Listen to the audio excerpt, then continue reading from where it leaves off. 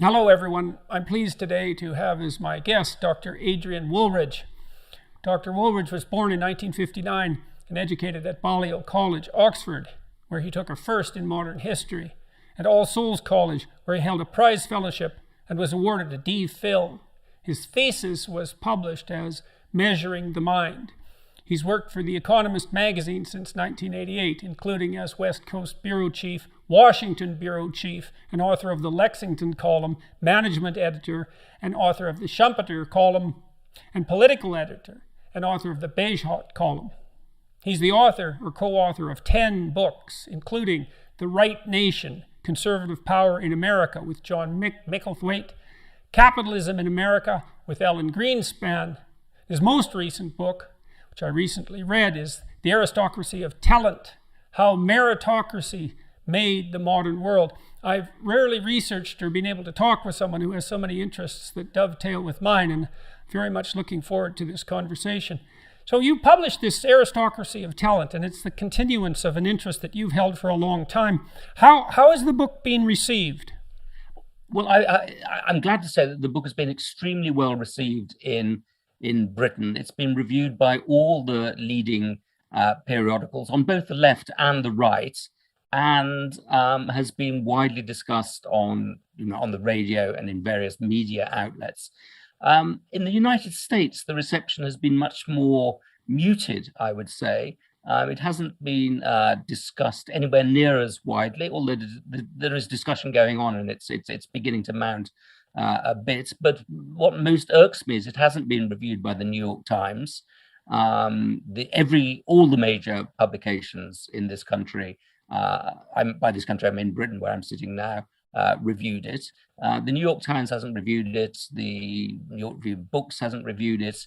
A lot of the sort of mainstream, particularly liberal publications, reviewed it. Here in Britain, all the liberal publications reviewed it, and I thought, I expected to be more criticized than I was by the liberal publications. There was a sense in many liberal publications that this is an idea that we should grapple with and we shouldn't dismiss out of hand. I was very pleased by the reception both on the left and the right. For example, the New Statesman wrote a long and positive review of it. So for the New York Times not to have mentioned it at all,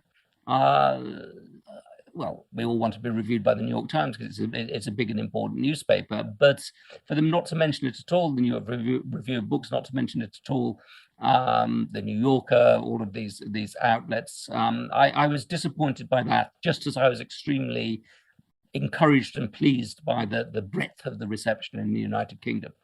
Well, it seems to me to be a reflection of exactly what you're writing about in the book itself. I mean, you traverse the history of the idea of meritocracy and the practice of meritocracy, also contrasting it with forms of social organization that weren't meritocratic, either implicitly or explicitly. And you talk about the revolt against the idea of meritocracy, especially on the left, and the increasing potency, let's say, politically and psychologically, of that rebellion. Interestingly enough, also pointing out that at least at certain times in the 20th century, the meritocratic idea was fundamentally progressive and maybe was in its essence. So maybe I'd like to know from you. You did your thesis, your doctoral thesis on measuring the mind, the history of that, and this has been a concern of yours for an extraordinarily long time. And I'd like to know what's at the bottom of that. And sure.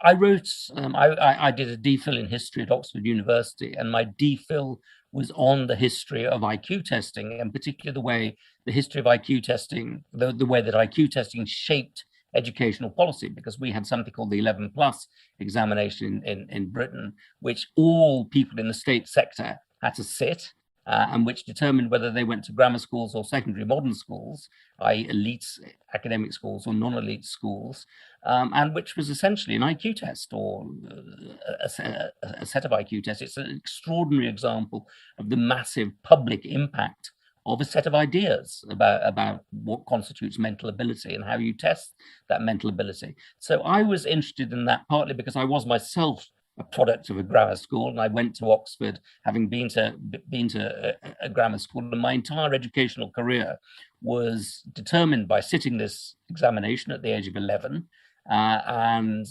passing this examination, passing subsequent examinations. So it was a sort of a personal thing to me, but it also struck me as a very just thing that somebody from my background, which is a very ordinary background, could go to a really first-rate academic school and get an education that was comparable to people like Boris Johnson, people who went to Eton or Winchester. And so it always struck me that this examination, this way of organizing educational opportunity was a very intriguing thing. It was something that was subversive of the status quo, which was embodied in my mind by the private schools, the independent schools. And then the Labour government, which I naturally sort of gravitated towards and supported, came along and destroyed the grammar schools, abolished them in the name of comprehensive schools and in the name of getting rid of testing and selection and streaming and things like that.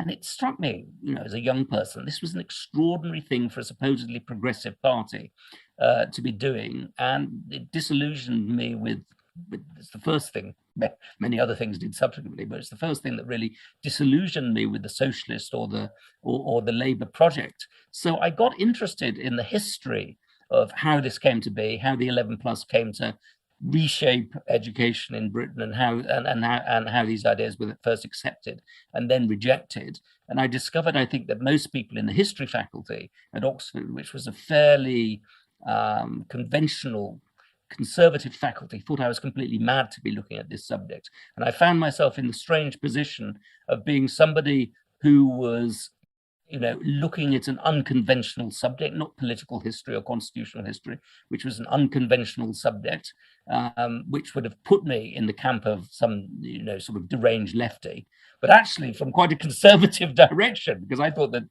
dismantling the 11 plus and dismantling the grammar schools was a terrible thing. So I would say I was intellectually quite homeless, but actually being intellectually homeless, I think, is quite appropriate to somebody who's interested in meritocracy, which ultimately I think is an idea which in political terms tends to be intellectually homeless.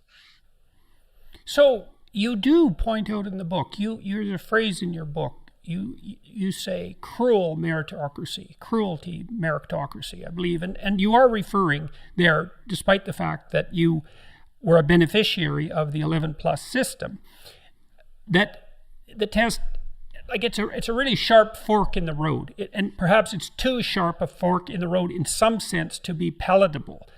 And then I suppose the people who have dismantled those systems would object to your support for that system by saying, well, it allowed you through, and that was good for you, but there was all those other people who were arbitrarily denied the possibility of advancement. And I think the weak part of that argument is the idea that it's arbitrary, right? That's the crux of the matter. Yeah. What exactly does arbitrary mean? And you might also say that cruel as these examinations were, they were perhaps less cruel than what they prevented. Absolutely. So absolutely. I wouldn't advocate for a return to the 11 plus. I think it was a system which was too much a matter of dividing people into sheep and goats. It was too once and for all. I think you have to have some sort of recourse to what happens if people have a bad day. And I would want a system in which you have a variegated set of selective schools, lots of second chances, lots of different types of schools. But I think there's a distinction between sort of a system which is short, sharp, and therefore obviously cruel, and a system which is very prolonged, seems to be very kind, and actually ends up being quite cruel. And I would say that what we've done is replace a system whereby you have a one-off test which can benefit a large number of poorer people with a system of very prolonged educational selection, which over a long period of time tends to be very biased towards people who have the resources to keep going through the system. So under the 11 plus, you have a number of people who would be selected at 11, would get a very good academic education, would get free educations at Oxford, Cambridge, or whatever university they went to, and then would go on to the fast stream of the civil service. Now where you have a much more prolonged system, it's easier for people who don't have a lot of resources to be weeded out or to drop out. And so, it costs a lot of money to go to university. It costs a lot of money to go to graduate school. By prolonging the process of selection, it looks kinder on the surface, but deep down, it can be a system which is much more socially biased towards richer people rather than people who might be deserving on the basis of their innate You see the abilities. same conundrum. You see the same conundrum emerging to some degree with the use of statistically valid and reliable tests to do selection in the workplace. Yes. I mean, they have an error, so some people are going to be forbidden advancement as a consequence of that test because of error. And that's obviously unfortunate. It's particularly unfortunate for them. But placing someone in a position where the probability that they'll succeed over time is extremely low, and then tormenting them to death over a 1-year period while they fail dreadfully, and also burdening the company, let's say, with the fact of dealing with someone in a management position, for the sake of argument, who actually isn't competent to do that, doesn't strike me as a particularly just or empathic solution. And, part of the problem here is that, and this is, I think, part of the problem that we're facing as a society in general with the use of, let's say, intelligence tests, is they are the most powerful technology that research psychologists have ever invented by a large margin. And so if we equated them in some metaphoric sense to surgery, we might say, well, surgery might be necessary, but you don't want to do it without an anesthetic. And you also want to be aware that the scalpel can kill. And so I think partly what we're wrestling with is, among many other things, is the fact that these tests are of incredible power in terms of their predictive ability, and we're not exactly sure what to do with that. I mean, when I started familiarizing myself with the IQ literature, it was actually quite disheartening in some sense, because I started to understand just how broad the ability range among human beings is, and how intractable that is in some measures in the lower, let's say, 10th. So one stat I came across at one point, and you detailed the use of IQ tests by the American military. They were picked up very rapidly by the military and very successfully, and with many positive social consequences. But the American military decided, I believe all three branches, and I believe this was in the 1980s, that it was illegal. It's now illegal in the US to induct someone into the armed forces if they have an IQ of less than 82. And that's 10%, approximately 10% of the population. And that is a dismal statistic, because the military is chronically hungry for people. And if their conclusion after close to 100 years of IQ testing was that 10% of the population can't be trained to do anything of any utility in the military, that has, well, that speaks for itself if you think it through. And so it's no wonder people are leery of these tests, and they're leery of what they reveal. And the easy thing to say is, well, what they reveal isn't true.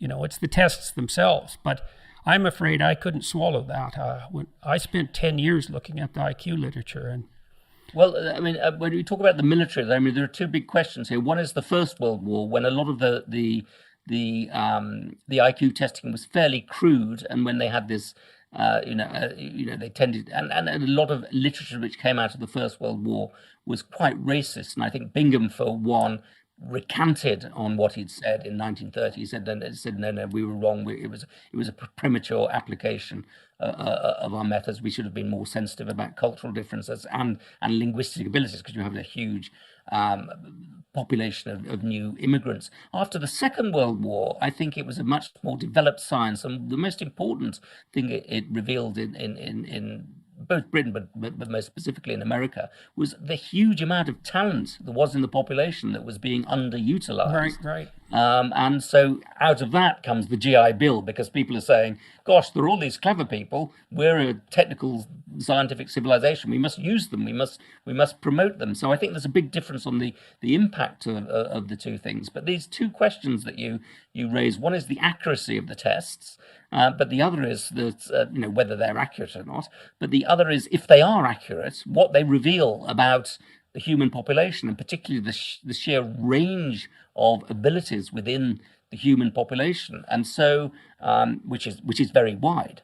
And so the person who invented the term meritocracy was Michael Young, who wrote this wonderful, magnificent, sort of really clever book in 1958 called The Rise of the Meritocracy. And what he was saying in that book was that the problem with meritocracy, the problem with IQ tests, is that they work, and that meritocracy works. The general tenor on the left at that time was these tests were inaccurate, they were missing children of ability, they were allocating positions arbitrarily. Michael Young says, no, the real problem is that they work, that they're accurate, but that the sort of society that you create by selecting people and promoting people on the basis of ability is the opposite of socialism. He was a socialist. He was one of the authors of the Labour Manifesto of 1945. He says he didn't like the sort of society that was being created by the use of these tests, precisely because it promoted people by ability and it revealed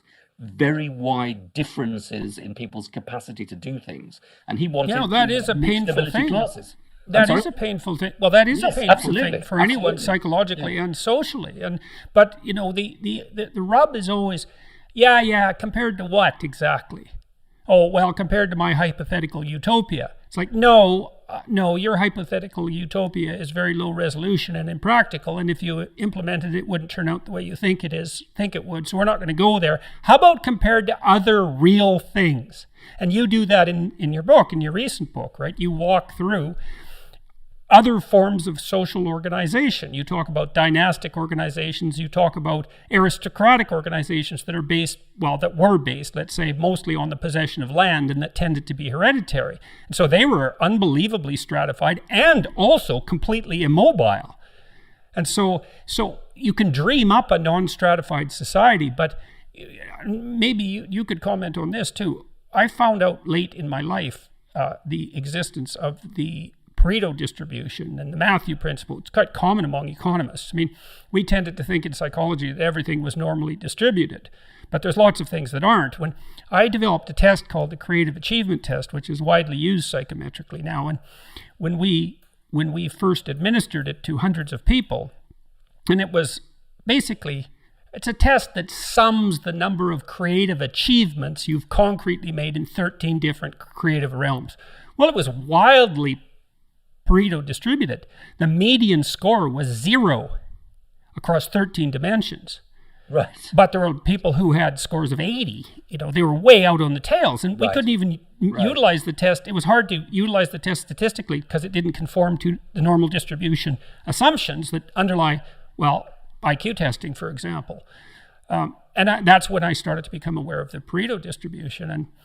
And the Pareto distribution bedevils every society, and so you get stratification. And so these people who are objecting to the meritocracy, are they objecting to stratification? And I'd say yes. And so, what's the solution to that? Well, then it turns into something like, it's capitalism's fault, which is an unbelievably shallow analysis. And that's why I liked your historical approach as well. What I tried to do in my book was to look at the history of meritocracy and treat it as a historical problem rather than just as a philosophical problem or a legal problem. Because what I wanted to show is that if you look, that meritocracy is a relatively recent thing, and it's an extremely radical thing.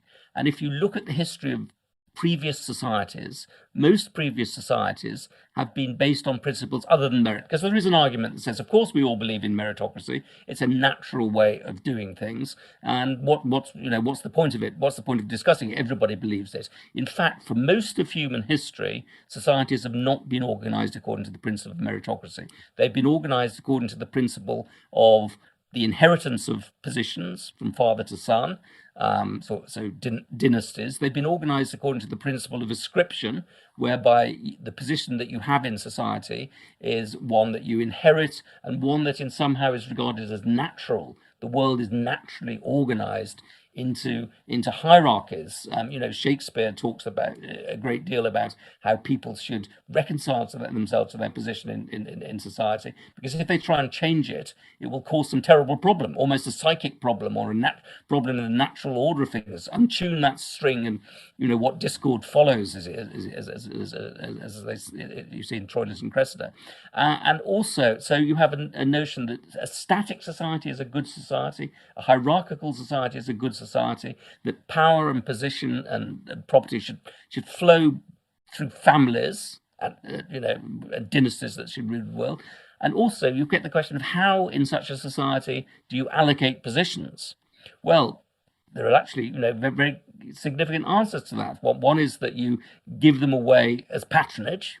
Another is that you buy them and sell them. So there was a huge market in jobs in these pre-meritocratic societies, that you would buy a job in the civil service, or you would buy a job as a tax collector. France was a particularly extreme example of this, but most pre-modern societies had a market in jobs. Jobs were regarded as property, and one of the things that didn't exist in that world was the notion that there is a precise relationship between having a job and your ability to perform that job.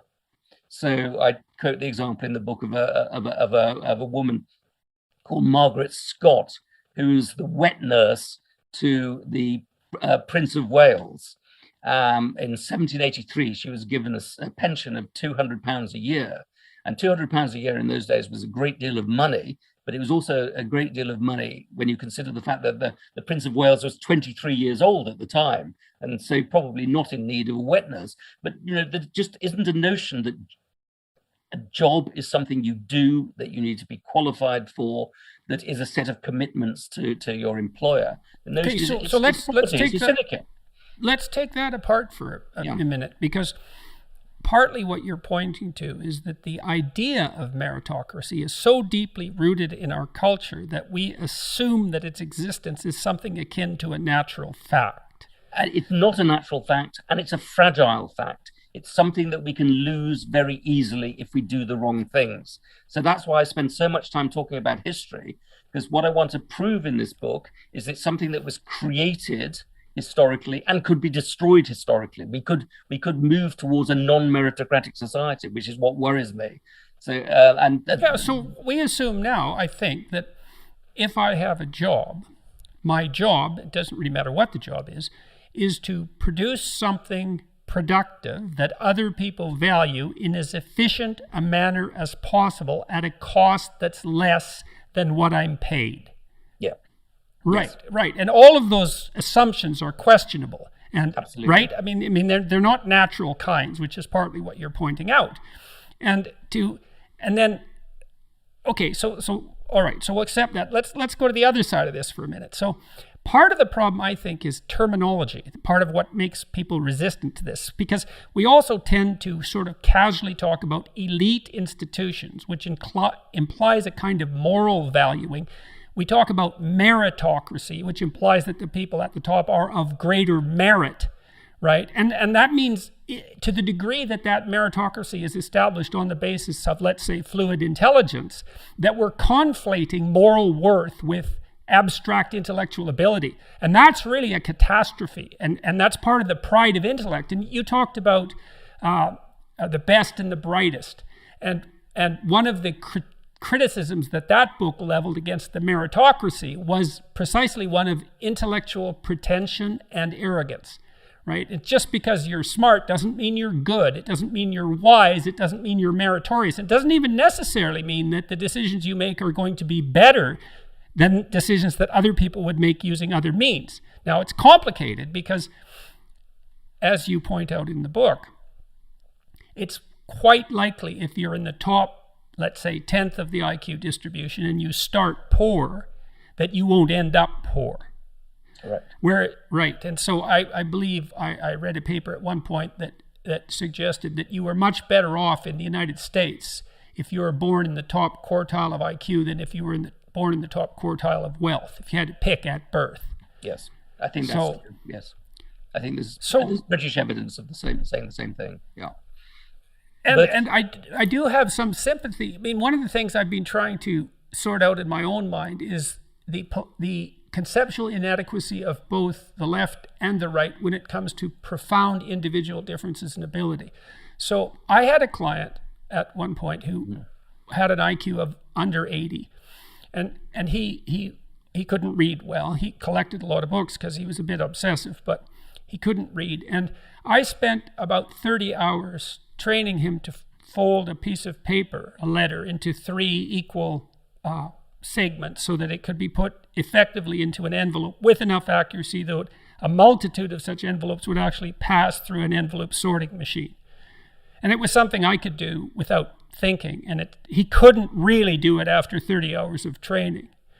And so I struggled for about 1.5 years to find him a volunteer job. Mm-hmm. And it turns out, volunteer jobs are actually harder to get in many ways than paying jobs now, because there's so many police checks and that sort of thing you have to go through, and they're very technically challenging. And I sent him to a government agency that was hypothetically designed to help people like him find a job. And they said, type up your resume and send it out. It's like, well, he can't type and he doesn't have a resume and he can't use a computer, and that's not helpful. Thank you very much. You have no idea what you're dealing with here. And so this 10% of the population, let's say, the liberals think you can train anyone to do anything, which is rubbish. And the conservatives think if you work hard enough, there's no obstacles to your success. And that's also rubbish in some situations, because hard work alone isn't going to do it. And so we have a real conundrum. Now, what we're doing right now, I think, is shooting the messenger. It's like, we don't want to hear this, so we'll get rid of tests that are valid and reliable. So, at the heart of my DPhil thesis, and also to some extent at the heart of this new book, The Aristocracy of Talent, is this group of psychologists who emerge in the late 19th century and become very dominant in the 20th century up to the 1960s, who are psychometricians, who are concerned with the psychology of individual differences, measuring individual differences. And what I would say that those people are essentially is bell curve liberals.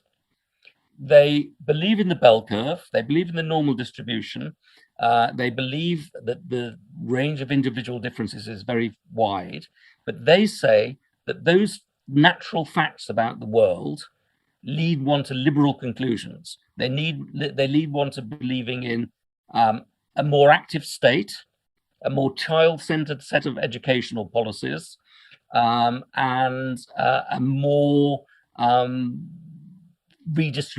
more redistributive tax system as well. So in Britain, where I think bell curve liberalism is particularly dominant, they would all be members of the Labour Party, or at the very least of the Liberal Party. They would have all voted in 1945 for the Labour Party. They believe that the very fact that people have wide ranges of individual ability means that you have to have an active and generous welfare state, because it's not their fault that they're not very bright. It's not their fault at the bottom of society that they can't look after themselves. So they need to be, as it were, looked after through a pension system, through a system of redistributive taxation, as I say, through supplements to their. Well, you're making a case there too. That's an interesting case, because you're actually making the case that it is the observation of genuine and profound differences in people's ability that are fundamental and maybe not even easily changed by social policy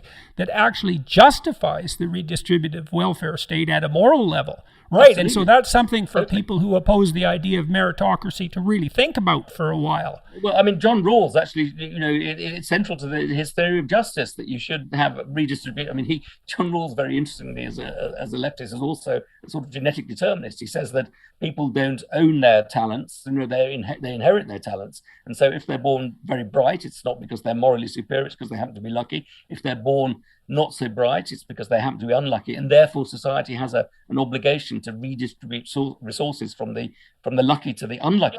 I think that's a weak philosophical argument in some sense, because I think you could just as easily say, if that is the case, those a priori presumptions about the distribution of talent, it is in everyone's best interests, regardless of the causes of the differences in ability, to radically incentivize those who can, so they will produce as much as they can for the rest of us who can't. Yes. And so, But what is interesting about it is that there is a liberal case for redistribution based on the idea of inheritance of people's inherited IQ, and I think that was the dominant position on the left. So you've got a whole bunch, somebody like, let's say, JBS Haldane, who is a sort of Marxist, who was the sort of editor of the Daily Worker, which was the Communist Party magazine, who's also a biologist. He wrote this book, I have it on my shelves here, in 1932, called The Inequality of Man. And it's all about, if we know that people are unequal, what do we do about it? And he thought that what you do about it is have a bigger, more active, more enlightened state. And something happened in the 1960s, roughly in the 1960s, whereby this notion became forbidden on the left. The left became not only more egalitarian rather than meritocratic, but it also became committed to a blank slate theory of the world, and that anything that questioned the blank slate theory of the world was associated with the right. Okay, so let me ask you some questions about that. I see the malevolent side of the insistence politically on blank slate as justifying the utopian pretensions of those who would like to remake man in the image of their political ideology. And if the blank slate argument is true, then we could be anything that those who would like to change us could make us into. And why not? And so that bothers me. I also think it's unbelievably naive, both biologically and psychologically. It's clearly not the case. There isn't a deep biologically minded psychological thinker who adheres to anything like a blank slate theory. Even the behaviorists have completely abandoned that notion, and they probably did the most rigorous job of attempting to test its validity. And then with regards to the rejection on the left, let's say, part of that was a consequence of persistent ethnic differences in IQ testing, and that's proved something. Well, no one knows what to do with that. Now, I read some recent work showing that the ethnic differences and racial differences that pop up in the IQ literature are much less evident at the age of 5 and increase over time. And that's quite interesting because it does indicate that perhaps there's an educational deviation that's occurring that's at least in part at the basis of this. But it's proved a very thorny and intractable problem with endless social consequences, particularly in the US. And we don't know what to do with that, I would say. And the easy answer is to say, well, the tests themselves are biased, but then you're stuck with, well, what are you going to use instead? And what do you mean biased and compared to what exactly? Yeah, on the ethnic differences, on the group differences. I mean, of course, these are differences between group averages, and there is an incredibly wide range of talents and abilities within groups. Differences within groups are much bigger than average differences between groups, evidently. But it is a very American set of data, and I think that what we're seeing in Britain at the moment, which is very interesting, I think, is that we've had a series of schools which are called academies, which are a bit like American magnet schools, but they're schools that can select people at the age of 16, once they've done their O-levels, when they go into A-levels. There's a lot of them in the East End of London, in poorer parts of other cities. And we found that these schools, which have been very academically rigorous, very focused on achievement, have been designed to say that if you've got a poor population, what you need to do to it is to give it opportunity and give it rigor rather than sort of dumb down education. And these schools have been extremely good at getting members of ethnic minorities into high quality universities. So there's one called Brampton Manor Academy in the East End of London, which has an ethnic minority dominant population, which has the majority of its students have free school meals, which is a measure of poverty. And they now get as many or more children every year into Oxbridge than Eton does. So, and again, you have, in the United States. By percent or total number? In total number. So, in fact, by percent, I think that would be better because Eton's a very big school. So these schools have been doing amazingly well, and they've surprised everybody by how successful they've been. So there is a lot of drive in the poor ethnic minority population. And what we're finding in Britain is that the people who are doing worse are white working class children, particularly white working class boys. And they're being surpassed in education by Afro-Caribbeans, West Indians, and obviously, Oriental, Chinese ethnic minorities, which have traditionally done very well. So it's a bit of a different picture from the United States. So what do you think's going on with the white working class in England? The white working class in England is, it's partly that they're living in areas where opportunities don't abound. They're living in the north of England, they're living in areas, these are people who are part of the industrial working class, and we had a massive deindustrialization, particularly from the 1980s onwards. So they're in left behind areas which have seen their industries destroyed. So that is a depressing thing, and I think that's limited their ambitions. It certainly limited their access to good schools and ambitious teachers. And I think also you have a culture which tells them that they're bad people, or that they're, we have a culture that celebrates almost every group in society apart from the white working classes. Yes, well, I've seen the conflation of ambition and achievement with power and domination in that sort of messaging, right? And those things shouldn't be conflated. And it's very disheartening, I think, particularly for boys and girls, even if they're poor, still have the message that's sent pretty strong by our culture that, well, whatever a girl wants to accomplish and achieve, that's to be celebrated. There's no fear of patriarchal power lurking underneath that, let's say. And so, yeah, I think it's dangerous to underestimate the demoralizing effect that kind of language and messaging that's constantly applied actually has. Yeah. So we and like the United States, about 60% of people in universities now are women, and the people people who've got the least opportunities, I would say, are probably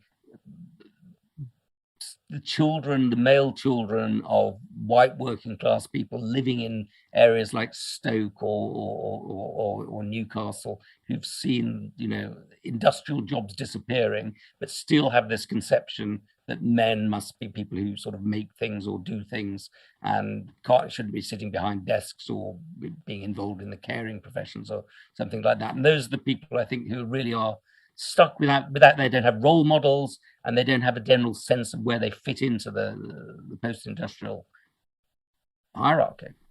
Yeah, well, the attitude that men are people who do things with their hands is a perfectly useful attitude in an industrial society when you're in the lower strata of the population, because that's exactly what the case is, and there's plenty of honor in that as well. And so it's not easy for that to be replaced when that was the basis of productive effort itself and of success. So why do you think that your book has been positively received, all things considered, in the UK? Is the assault on the meritocracy, let's say, or the conflation of the idea of intellectual prowess with merit, maybe, is that not as contentious an issue in general in the UK? No, we have a lot of the currents that you have in the United States, but in a sort of weaker way, as a sort of echo chamber in the United States. But we still have a memory, I think, of the meritocracy as being something that was progressive, and something that was a cultural memory of the meritocracy being something that's progressive and something that displaced the old aristocratic elite. And I think both the new Tories and the old Labour people can agree that the old aristocratic elite, there's something wrong with them. So we have a better memory of the failures of a pre-meritocratic society than you do in the United States, I think. So I would say I think the situation in the United States is strange, because one of the things that we're better at the moment in Britain is I think promoting social mobility or doing something about social mobility. That, as I say, we've got the academy schools which are providing real opportunities for an excellent education in the inner cities. Oxford and Cambridge are doing something to sort of reach out to a much broader strata of the population. They're creating sort of extra years, where they take people from poor backgrounds and give them an extra year's education. So they're basically broadening their selection without abandoning the principle of merit. I think exactly, without abandoning the principle of merit. So they may be softening it a bit in some areas, but in the United States, you still have, let's say you, I mean, you're not in the United States, I believe you're in Canada, but in the close United enough States, for now. they still have legacies which exist. They still have athletic scholarships, which they still have incredible advantages for the children of faculty members. And if you look at the social composition of Harvard, it's an exceptionally elite institution, plutocratic institution. You know, people come from very, very rich backgrounds at Harvard. So I think America at the top of society is doing less to revive the meritocratic spirit than we in Britain are doing. And what it's doing instead, because it sort of feels some sort of vague guilt about the fact that, you know, Harvard is of privilege, a 1920 rich university, is they leap into wokeism as a sort of, almost as a sort of defense mechanism to their guilt. I happen to believe that a lot of this wokeism is a sort of way in which the old privileged white ruling class holds on to its position by preserving a certain, you know, it's us plus certain selected members of the excluded classes. But yeah, well, I saw that often in my students who were of the radical left persuasion at elite institutions like Harvard, where I was there for 7 years as a professor, and then less so at the University of Toronto, but it's a less elite and plutocratic institution by a large margin. But it always grated on me to some degree, because I thought, well, here you are at this institution, and so you are by definition already a member of the class of oppressors that you hypothetically despise. And the fact that you are here and accepted this and going through this means that you've accepted it, and now you want to be on the side of the oppressed, and you want to have all the advantages of the hypothetical oppressor simultaneously. It seems a bit much to ask for, right? To be a victim and an oppressor at the same time. Yeah. Well, I think we should always start with the question of what are you personally willing to give up? But still, I mean, so what? I think one of my worries about abandoning the meritocratic principle, I think that, as I say, the meritocratic principle is something that's fragile. It's something that was created relatively recently in history. It's something that can be destroyed. And once you start making exceptions, so we'll make an exception for the children of faculty members, we'll make an exception for alumni, we'll make an exception for people who give us a lot of money, we'll make an exception for people who were born into certain groups of the population, we'll accept the meritocratic principle. Ultimately, you end up completely destroying the meritocratic principle, but you also end up reintroducing the idea that people should be judged as members of groups. And the fundamental thing about the meritocratic principle is you judge people as individuals, not as members of groups. And as soon as you begin to reintroduce this collective principle, judging people by members of groups, then you have a different principle on the basis of society.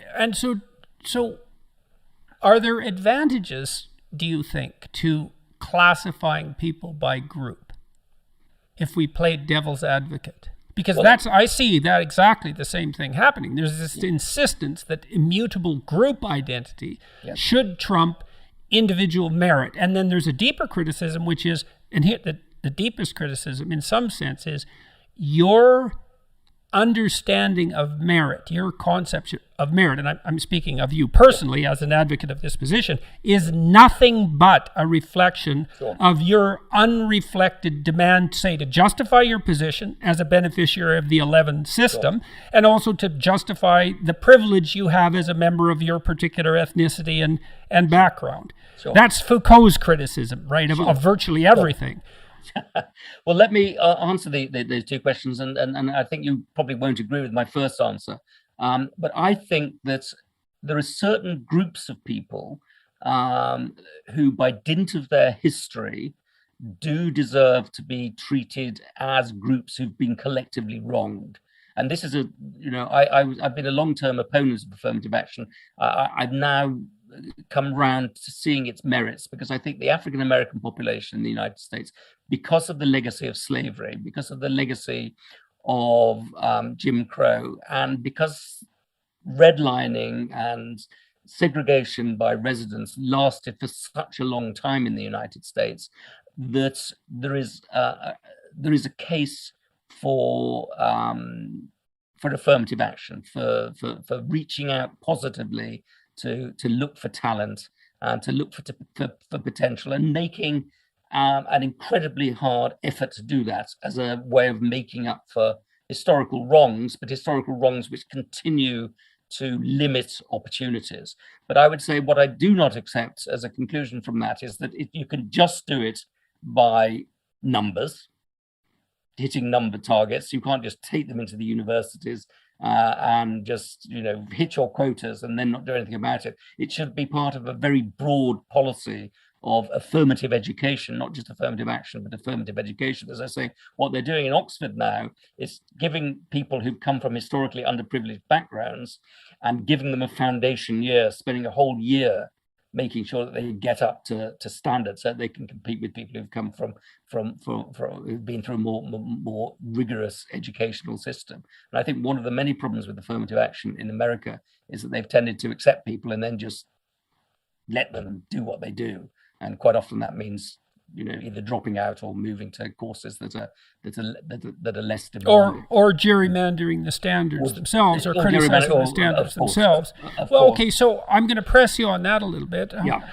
You did point out just before we had this last bit of conversation that the danger in the elite institutions in the U.S. in particular are the exceptions to the meritocratic principle, right? And so how do you reconcile the desire that you just expressed to, in certain cases, to redress historical wrongs with the problem of exception to the fundamental individualistic meritocratic rule?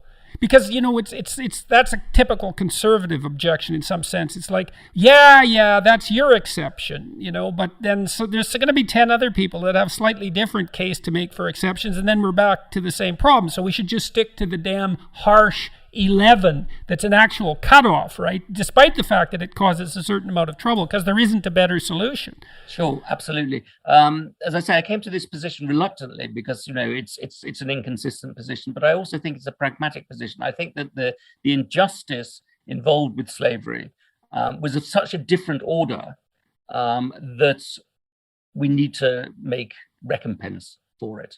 The society in general has to make recompense for it, and it continues to shape the opportunities of Black Americans. But I would not extend that principle, let's say, to recent immigrants who, by the very fact that they've immigrated to the United States, have massively improved their life chances. I'd like to keep it limited to essentially the descendants of slaves, and also I would like say that it's something that should be time limited. It's something that we want to get beyond.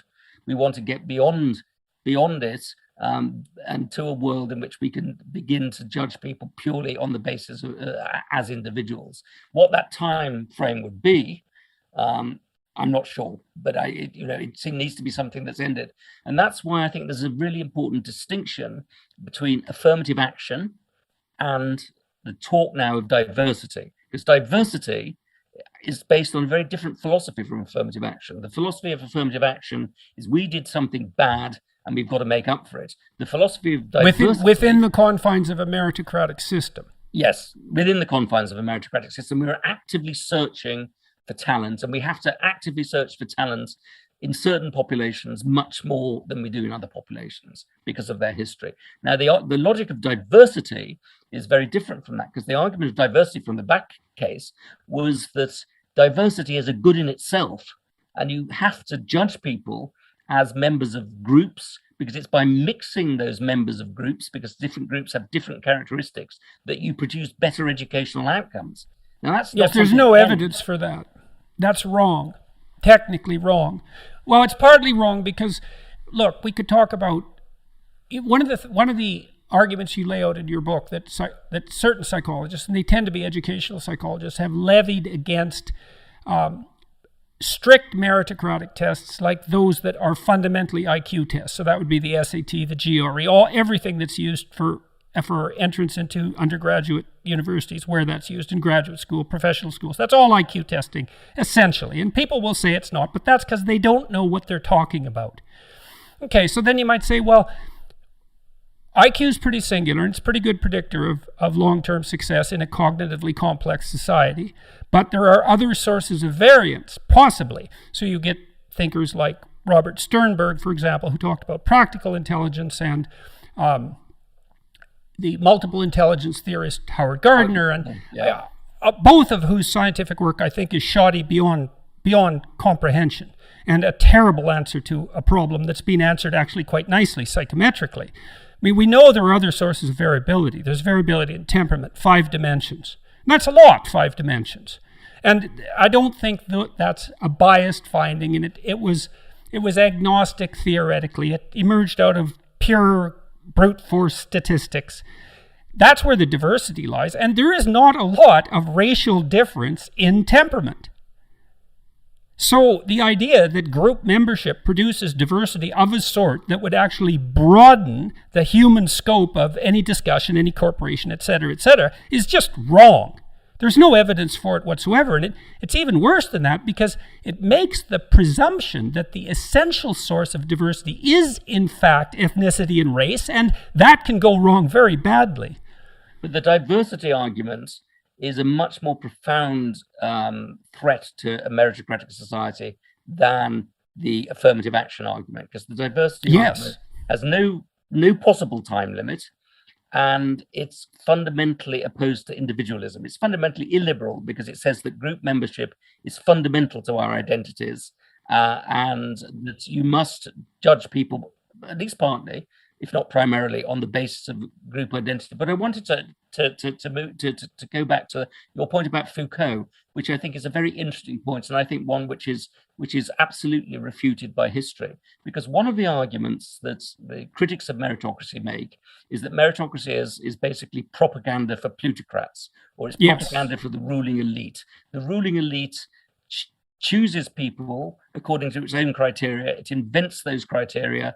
They're essentially the criteria of the capitalist class or the ruling class, and only people who fit those criteria will be selected. So it's purely socially constructed.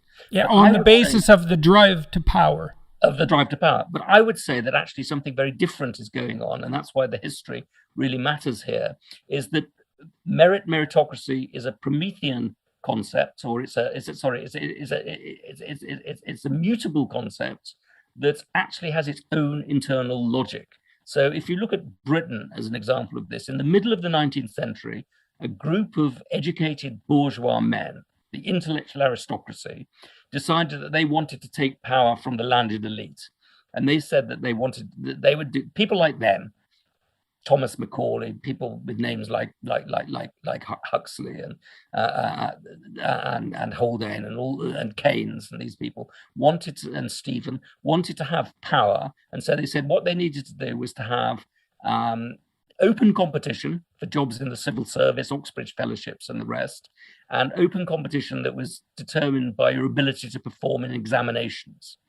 So that you could say, well, these are a bunch of people who are advancing their power. They invent these ideas to advance their power. But look at what happens historically. First of all, you get women coming along and saying, well, if my brother can get a fellowship of Trinity College, Cambridge by doing this exam, why can't I? And indeed, they say you've got to if open competition means anything, you can't just exclude women. If examinations test objective ability, you can't just say we'll only have them for half of humanity. So the very logic is self-perpetuating. So you do indeed get a bunch of very clever women who come along and knock on the door of these institutions. So I tell this story in my book of a woman called Philippa Fawcett, who in 1892 sits for the Cambridge mathematics tripos, which is the hardest examination in the world, and she comes top. She gets the best results. She beats everybody. But of course, at that point, women weren't actually officially allowed to sit these examinations. So she is classified as above the senior wrangler. The senior wrangler is number one, but she's classified as above the senior wrangler because she has taken on this system and beaten it. So then there's the working classes. You've got a whole bunch of people who come from poor backgrounds, but are born very bright, who are born with a great desire for knowledge. They come along and they knock on the door of the civil service, and they knock on the door of Oxford and Cambridge and say, judge us by these standards, and we'll get into these universities. And the same happens. You get somebody like W.E.B. Du Bois in the United States, a black person who becomes the first, I think, tenured professor at Harvard, writes this magnificent book on the Philadelphia Negro, writes this great stuff on the talented 10th of the population who are going to drive progress in all populations. So what you're doing is not creating a system whereby the ruling class can regulate who comes up and who doesn't, whereby the ruling class defines what merit is. You have a system which, by its own logic of open competition, of examinations, changes the nature of the ruling class. And I don't think any of the people who set up the system in the first place imagined universities in which 60% of the people going to them would be women, imagined a system in which you'd have massive numbers of ethnic minority people or of working class people going to universities. So merit is not a conspiracy of the plutocratic elite. Indeed, it's something which constantly reconfigures society with the outside group coming in and getting ahead as a result of the openness of competition. Okay, so I want to hit hard at that argument, because I've been trying to parse out in my own mind exactly what it was that Foucault was doing. And so one of the problems that has emerged since the 1960s is the problem of the realization of the complexity of perception. So up until about the 1960s, it was more or less assumed that the world was just made out of objects in some simple way, and that we saw those objects and then we thought about them and evaluated them and acted. And that's just wrong. That isn't how it works at all. It's almost impossible to perceive a visual landscape. We have almost no idea how we do it. It looks like you need an intelligence that's embodied in some sense and that can act in order to perceive. So perception is extraordinarily tightly tied to action. And there's almost an infinite number of interpretations of any given visual landscape. And the same problem bedevils all other forms of perception. That emerged in AI and has bedeviled robotics engineers ever since, which is why we don't have robots zipping around doing everything that we could do. And then it also emerged in literary criticism. It's like, well, how many ways can a text be interpreted? Well, innumerable ways. Well, how do you know which of those ways is canonical? Oh, we don't know how we know that. Well, how do you know the whole canon is canonical then? Because it's just a metatext. Well, we don't know that. Well, how is it you understand a text, given its innumerable interpretations? We don't know that. We don't know how we do that. Well, maybe you just do it as part of your drive to power. Yeah. Okay, right. Premature answer to a very difficult question. That's Foucault.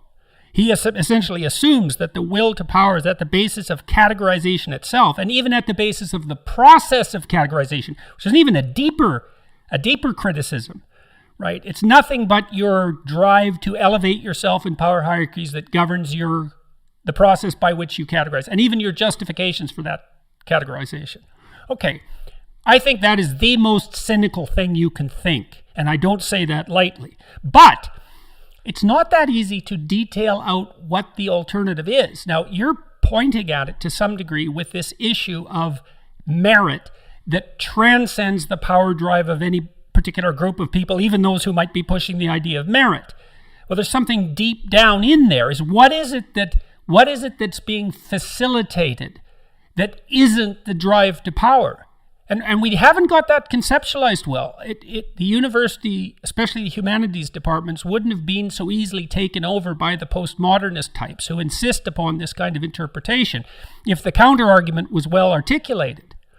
Well, one of the problems with Foucault, the many problems with Foucault, is I'm not sure how one would go about disproving his claims, because they're so all-encompassing and so sort of mutually self-reinforcing. I don't know how one would say your interpretation of text is not right. Well, you did it with the historical examples, right? Well, Your claim is I would hope to do that, but I would say that Foucault has a huge influence on the revolt against the meritocracy in the 1960s and 70s, because he's basically saying that the categories that we use to make distinctions between people are, as you say, are the products not of sense or organizational necessity or convenience or efficiency, but of power. I happen to believe that the arguments in favor of meritocracy can be made in terms both of social justice and in terms of economic efficiency. I think we can demonstrate that meritocratic institutions and meritocratic countries and systems are more economically productive, that they have a higher level of efficiency, that the productivity rates are higher in such societies than in other societies. So just to dismiss it all as a mishmash of power plays, I think, can be subject to okay. So let's take that as a starting point then, because at least in principle, one of the things that the people who claim that those in power are doing by imposing their category system is subjecting those who are deprived to a level of absolute deprivation that's so terrible that it's unjust and immoral. But if the counterclaim is, no, you wait a minute, when we make arguments on the basis of individualistic meritocracy, and the net consequence of that is that although there's still fair degree of income disparity, that the bottom gets lifted up far enough so that absolute privation, let's say of the sort that defines starvation, just to take an example, no longer exists, that you interfere with that at your peril, even if you're on the left. Absolutely. And you actually care for the poor and dispossessed. Absolutely. I believe that I can demonstrate quite clearly that meritocratic societies have higher levels of productivity. So if you take a family company, or you take family companies in general as a category, and compare them with public companies that will appoint people primarily on merit, you will see that public companies are more productive, that they grow faster, that they're better at turning inputs into outputs than family companies. Family companies have a much bigger variance of performance, but the average performance of public companies, if you take countries that are pretty meritocratic, they will have a higher growth rate than countries that aren't meritocratic. So let's take Singapore, which is in many ways the most meritocratic country in the world. Its growth rate, which has been extraordinary, has been powered by its use of human capital, by its meritocracy. Compare Singapore with Sri Lanka, which in 1960 they were on comparable income levels. I think Sri Lanka was a bit richer. Singapore, by focusing relentlessly on meritocracy, has pulled ahead. Or and you think the data linking meritocracy per se and the stringent meritocracy in Singapore to that economic advancement, I think is that solid. you can collect data on this. So another example would be if you take Sweden or any of the North European countries and compare them with Greece and Italy. Greece and Italy being nepotistic or familial in their organization, and much more dominated by family companies and much more dominated by informal familial arrangements. They have got lower growth than Sweden, and also the rate of growth in Italy has been slowing down recently as they've moved towards as the effect of high technology has begun to kick in. So the growth rate in Italy, which was quite fast after the Second World War, as society as economies are becoming more advanced, is beginning to slow down because a familial nepotistic organization just is proving to be incompatible with an IT-based society. And there's plenty of economists, Luigi Zingales at the University of Chicago primarily, who've done work showing that meritocracy, using big data sets, and how companies select people, on how open the educational system is, on how much corruption there is, that meritocratically organized societies have higher growth rates. Well, there's a very, very well-developed psychometric literature in management psychology, the actual science of management psychology. There is a bit of that, although, most of management psychology is rubbish, and the same for most of leadership psychology. But there's good data looking at difference in individual productivity rates across a multi-year period after hiring, depending on the method of selection. And the best method is one that's G-loaded. The second best method is one that assesses conscientiousness, Big Five conscientiousness.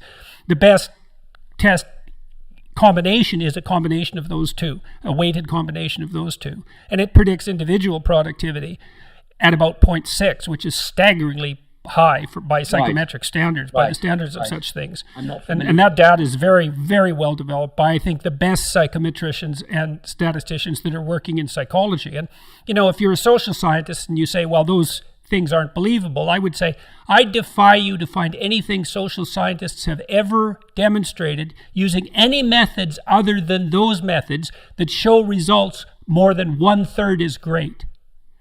So if you throw out all that, you throw out everything. It's the same methods. But so if we accept that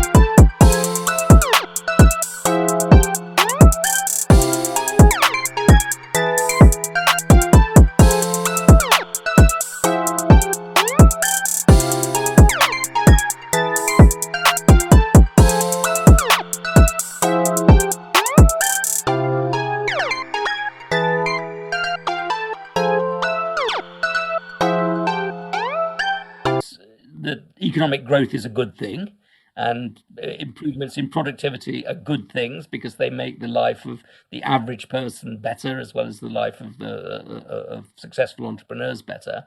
I think the consequences of this, which, as I say, which can be demonstrated, are extremely big, and this is what leads me to the biggest worry in my book, and that is that we live in a world that doesn't just consist of the West. We live in a world in which you're getting the biggest and most serious challenge to Western dominance that we've seen ever, which is coming from China. And that if we are seeing at the moment meritocracy being abandoned in various ways in the United States, at a time when I believe that China is becoming more like Singapore and taking meritocracy much more seriously, both in terms of its educational system, which is very, very competitive, in terms of its university system, which is both highly selective and growing all the time, in the way that the Communist Party operates, and I think it does set itself performance standards and even promotes people on the basis of examinations. If we have America becoming less meritocratic or less enthusiastic about meritocracy, and China becoming more meritocratic, or at least more enthusiastic about meritocracy, that presents the possibility of a future in which China really pulls ahead of the United States. I accept there are lots of objections to this. China has massive levels of corruption. It has the red princes. It has enormous inefficiencies and internal inequalities and the rest of it. But imagine if I'm right, imagine if China really is slowly slouching towards being a Singapore, but with 1.4 billion people. Yeah, not so slowly. Not by so historical slowly. standards. That has massive implications for the future. And what is America doing at the moment? You've got gifted programs being abandoned. You've got SATs being abandoned for university entrance.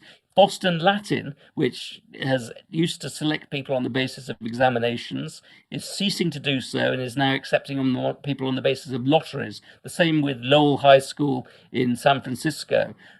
You've got these books like Michael Sandel and Markovitz's book attacking the principle of meritocracy, at the same time that you've got this sort of rather plutocratic Ivy League system. So you're getting the ladder, and then you've got the attacks on the elite schools in New York. So you've got the ladder being pulled down, on the one hand, and you've got, you know, a sort of woke plutocratic elites on the one hand enjoying the fruits of all this educational, these vast dowries that the education system has, but on the other hand, not really being willing to reach out, which is what a meritocracy should be about, to the most talented groups in the whole of society. I think that means ultimately that America loses and China wins, which is not something I want to see. Well, I spent a lot of time in Silicon Valley, and it's a very interesting place to be. And what you see there is an unbelievable concentration of unbelievably smart people. And so that's a merit-based establishment, and look what it's produced. I mean, it's absolutely stunning. It's absolutely remarkable. It's singular in some sense. And that's all a consequence of because, I mean, you get meritocratic selection, and that's one thing, but then you get this multiplier effect when you get people who have passed through that system and they all get together. And you've seen also the tremendous consequences of exactly that for India, for example, because the Indian Institute of Technology is incredibly selective, and it's producing graduates who are certainly the equal of MIT graduates, which is really saying something. And so many of their best and brightest went to Silicon Valley. And what's happened is they've dumped immense amounts of capital back into India and facilitated the development of a robust technological society there. And so it's been to everyone's stunning benefit, assuming, as you said, that economic growth and material prosperity are valuable. And, you know, you could critique that idea. You could say, well, we should be more ascetic. There are other values we should pursue than material prosperity. But I do not see that coming from the left. What I see happening is an insistence that the corrupt aspect of our current society is the lack of material prosperity at the bottom and simultaneous interference with the only process we know of that has historically demonstrated its ability to redress that. So what's going on? Like, why has that happened on the left? Well, the left. I just pick up on your point about MIT. MIT is now going through a big process of producing a mission statement oh God. Well, do you know that 75 excluded the word merit from it? They've excluded the word merit. That's MIT of all places. Yeah, of all places. 75% of applicants to the UC system in the research science streams are rejected without consideration of their research history on the basis of their diversity statements, which is something introduced now in Canada. To get a grant at many of the federal agencies, you now have to produce a diversity statement or some equivalent of that along with your research proposal. Yeah, no kidding. I think something very, if you go back again to the late 19th century in the United States, you had a ruling class that became very worried about itself. It was very worried about the level of inequality, very worried about plutocracy, very worried it was becoming European and no longer sort of American. And what they did as a result of that was to construct a ladder of opportunity and throw that ladder down as deeply as possible. From Harvard down to the local village school. There's a sort of sense that we must draw all the talents from right across this great country. Now we have the similar phenomenon, which is the creation of a plutocratic elite, which is very divorced from the whole of society. But instead of saying, well, we must create a ladder, we must make sure that the ladder really works, and we must get talent from everywhere we possibly can, they're saying, well, what does talent mean? Does it really exist? Can you measure it? Is it really a good thing, or is it an instrument of ruling class power? It's sort of glass bead games being played, and very little that's being done that will really increase the supply of real talents, and some sources of talent, such as the Asian population, deliberately being ignored. And it's difficult not to conclude from that you actually have an old plutocratic elite that is, in these very convoluted ways, using woke language, basically engaged in opportunity hoarding. They don't want to be displaced from these positions. So, that's the net consequence of these sorts of actions. Oh, well, at least in the short term. We'll see what happens as those ideas propagate, because they're deeply in, especially the Foucault insistence. I mean, it's the thing that I think disturbs me the most. The the idea that at the basis of the act of categorization itself is nothing more than a totalitarian will to power. That's a positively satanic vision of mankind. It truly is. And what really frightens me about that is what it means for how you treat your enemies. Look, it's like you're just out for your power. That's it. And me too. There's no place we can meet as civilized people between our power hierarchies. That place doesn't even exist. And so what am I supposed to do with you if you oppose me, if we can't come to an accord? Well, you don't have to think very long before you come up with a solution for that. Well, that's why the history of meritocracy is so fascinating, because it moves in directions which were never designed. It was never designed to do in the first place.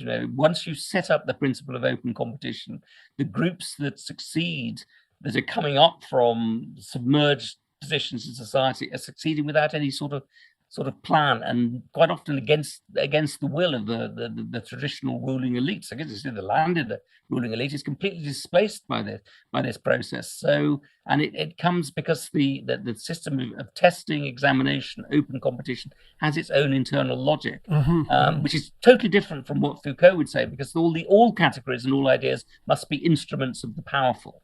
Yeah, all categories, no matter what they are, right? It's an unbelievably deep criticism, and I think it was a reflection of Foucault's character itself, frankly speaking. He's not someone I admire at all on the ethical front. No, I don't think. I think that's right. But here we have subaltern groups. W.E.B. Du Bois is a particularly interesting example when he talks about the talented 10. These are subaltern groups who are saying, well, this system provides opportunities which we must seize, and which we can use to transform society peacefully and, by rising up intellectually. And again, that's true of the women's movement. It's true of the working classes, the aristocracy of labor. It has something to do as well with our struggle and movement as a society towards the integration of something like ethics across multiple levels of analysis. So, so we say, well, we want our workforce to do something productive that elevates our material well-being and stops suffering. And so we want to make the micro movements that we make and the selections that we engender systemically serve that end. So the whole thing is integrated, and that desire for that integration for the greater common good, in some sense, especially to elevate, to alleviate the grossest elements of suffering at the most extreme end. That's an ethic and a desire that isn't captured properly at all. It's antithetical to the spirit of totalitarian oppression that Foucault insists, infects every act of categorization. But meritocracy is also essentially a form of liberal individualism. It says that individuals should be judged on the basis of their own efforts and abilities. But it's also an idea that presents agency. It has agency at the very heart. It says that people can shape their own futures. They can shape their characters. They can work hard. They can get ahead on the basis of work and ability. That was always something, and that they're properly rewarded for that, and that they need incentives, but to do. And that's something that Foucault is obviously against, but a great bulk of modern sociology has been against that. It's removed the agency and a sense of agency. But I think that it exists. I think that there is a sense of agency. We do shape our destinies. We can work hard, or we can sleep all day, and we can exercise our talents, or we can choose not to exercise our talents, or yes, and we have virtues. Losing that, we have virtues, and we can exercise those, and we're not fundamentally totalitarian demons driven by nothing but the will to power. Exactly. So I think that the philosophy embodied in liberal individualism is something that really needs to be defended. And again, it doesn't have enough defenders at the moment. And as you say, the large chunks of academia in particular have gone to postmodernism, which is ultimately dehumanizing, or it takes the agency out of being human, which is what being human, I think, is about. So I think meritocracy is right at the very center of a liberal view of the world. Well, let's say amen to that and close this discussion. Thank you very much. Thank you very much. I very much appreciated and enjoyed talking to you. And